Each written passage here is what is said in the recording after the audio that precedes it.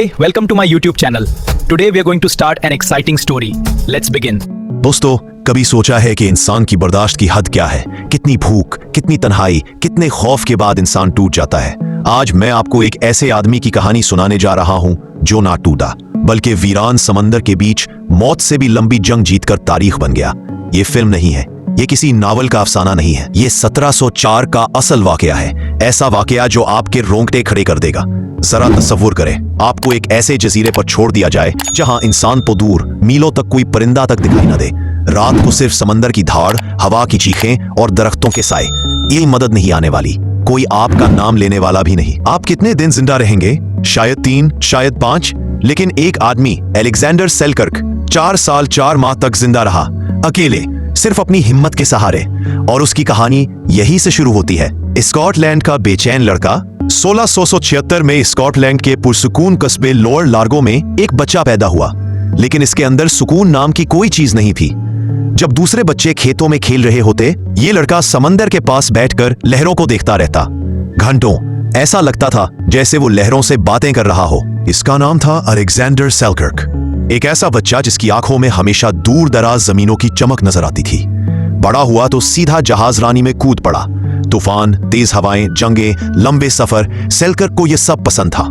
इतना पसंद कि उसने बरतानवी पायरेट और प्राइवेटियर मिशंस में शामिल होना शुरू कर दिया। वो कानूनी लूटमार जिसमें फौजी इजाजत के साथ दुश्मन मुल्कों के जहाज लूटे जाते थे। सना 1713, एक मुहिम जो तारीख बदलने वाली थी। इंग्लैंड और स्कॉटलैंड ने स्पेन के खजाने लूटने के लिए एक खतरनाक मुहिम तैयार की। इस मिशन का सरबराह था आलमी शोहरत याफ्ता navigator captain William Dampier. Selkirk की डरानी पेशगोई सेलकर्क को साफ नजर आ रहा था, ये जहाज ज्यादा दिन चलने वाला नहीं। उसने कप्तान स्टर्डलिंग को बार बार खबरदार किया, जहाज मरम्मत के बगैर नहीं चल सकता, ये टूट जाएगा। लेकिन कप्तान, वो जिद्दी भी था, घमंडी भी, और शायद किस्मत आजमाने का शौकीन भी। उसने कहा, ये जहाज अभी सालों चल सकता है, डरने की जरूरत नहीं। बातें बढ़ती गईं, बहस ने लड़ाई का रूप ले लिया। सेलकर्क चीखा, अगर तुमने ये जहाज आगे बढ़ाया तो हम सब की मौत लिख दी गई है। कप्तान ने तंज किया, अगर इतना ही डर है तो उतर जाओ जहाज से। सेलकर्क ने गुस्से में वो जुमला कह दिया जिसने उसकी पूरी जिंदगी बदल दी, हाँ, मुझे उतार दो, मैं ऐसे जहाज पर नहीं मरने वाला। मौत की तरफ जाने वाला कदम जहाज जवान फर्नेंडीज के वीरान जजीरों के करीब पहुंचा। ये जगह दुनिया से कटी हुई थी, घने जंगल, पहाड़, आसमान से बातें करते दरख्त और चारों तरफ वहशी समंदर। कैप्टन ने हुक्म दिया, उसे उतार दो। शायद वो चाहता था कि सेलकर्क खौफजदा होकर माफी मांगे, लेकिन सेलकर्क अपनी जगह जमकर खड़ा रहा। उसे चंद पपड़े दिए गए, एक बंदूक, कुछ गोलियां, बारूद, चाकू और थोड़ी बहुत खुराक। बस जहाज दूर होता गया और सेलकर्क अकेला रह गया। वो नहीं जानता था कि ये चंद लम्हे उसे इंसानी तारीख का सबसे अकेला इंसान बना देंगे। आसमान पर बादल घने होते जा रहे थे, हवा उसके इर्द गिर्द भूतों की तरह घूम रही थी। जहाज दूर होता जा रहा था। उसकी आखिरी आवाज, आखिरी उम्मीद आहिस्ता आहिस्ता धुंधला गई। फिर मुकम्मल खामोशी। सेलकर्क ने पहली बार समझा कि वो अब अकेला है, मुकम्मल अकेला। पहली रात, खौफ की रात। रात जैसे जैसे गहरी होती गई, जंगल से अजीब आवाजें आने लगीं। कभी चीख, कभी धाड़, कभी पत्तों की सरसराहट, जैसे कोई करीब आ रहा हो। सेलकर्क ने अपनी बंदूक मजबूती से पकड़ रखी थी। वो एक पत्थर के पीछे दबका बैठा रहा। समंदर की लहरें तारीकी में स्याह दीवारों की तरह टूट रही थी। वो रात शायद उसकी जिंदगी की सबसे तवील रात थी। वो जिंदा रहा, लेकिन टूटा नहीं।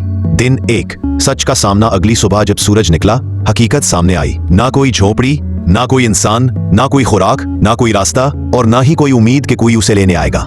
इसने खुद से कहा, अगर मुझे जिंदा रहना है तो मुझे इंसान की तरह नहीं, जानवर। भूख, प्यास और जंगल। पहले दिनों में उसे खाने को कुछ नहीं मिला, बस एक दरिया जैसी बारीक नदी मिली जहां से उसे पानी पीना पड़ा। भूख ने उसे बेचैन कर दिया था। उसने दरख्तों में चढ़कर फल ढूंढे, जमीन खोदकर जड़ें निकाली। रातें फिर भी खौफनाक थीं। जंगली बिल्लियां, लोमड़ियां और अजीब आवाजें उसे सोने नहीं देती थीं। रहने के लिए जगह बनाना। चंद दिन बाद उसे समझ आया कि अगर उसने पनाहगाह ना बनाई तो बारिश और सर्दी उसे मार देगी। उसने लकड़ियां काटी, पत्थर जमा किए, दरख्तों की शाखें बांधकर एक झोंपड़ी बनाई। झोंपड़ी मुकम्मल हुई तो भी अंधेरों में वो डरता था, लेकिन अब उसके पास एक घर था। ये वो लम्हा था जब उसने खुद से कहा, अब मैं मरने नहीं आया, मैं जीने आया हूं। जजीरे के जंगली बकरियां। जिंदगी की पहली बड़ी उम्मीद। जजीरे पर झुंड की सूरत में जंगली बकरियां रहती थीं। शिकार करना आसान नहीं था, लेकिन भूख ने उसे बेरहम बना दिया था। वो दरख्तों के पीछे छुपकर बैठता, बकरियों के रास्ते देखता और जैसे ही कोई करीब आती वो अचानक हमला करता। कई दिन नाकामी के बाद एक दिन उसने एक बकरी पकड़ ही ली। ये उसकी पहली बड़ी फतह थी। उसने गोश्त खुश्क करके जखीरा बनाया, बकरियों की खाल अपने कपड़े बनाने के लिए इस्तेमाल की। हड्डियों से हथियार बनाए, अब वो कुछ मजबूत और पुरएतमाद हो चुका था। वक्त का एहसास खत्म होने लगा, महीने गुजरने लगे। दिन और रात के दरमियान की लकीर धुंधली होने लगी। उसे याद नहीं रहता था कि कौन सा दिन है, कौन सा महीना। वो एक ऐसी दुनिया में रह रहा था जहां घड़ियों का वजूद नहीं था, सिर्फ जिंदा रहना था। तन्हाई सबसे बड़ा दुश्मन। वक्त के साथ वो जिस्मानी तौर पर मजबूत हो रहा था, लेकिन ज़हनी तौर पर कमजोर। जजीरे में वो कभी कभी पत्थरों से बातें करता, कभी समुंदर से सवाल पूछता, कभी जोर जोर से चीख कर खुद को याद दिलाता कि वो जिंदा है।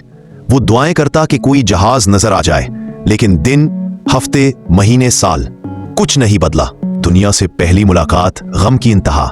एक दिन उसे दूर समंदर में एक जहाज दिखाई दिया। वो पागलों की तरह साहिल की तरफ भागा।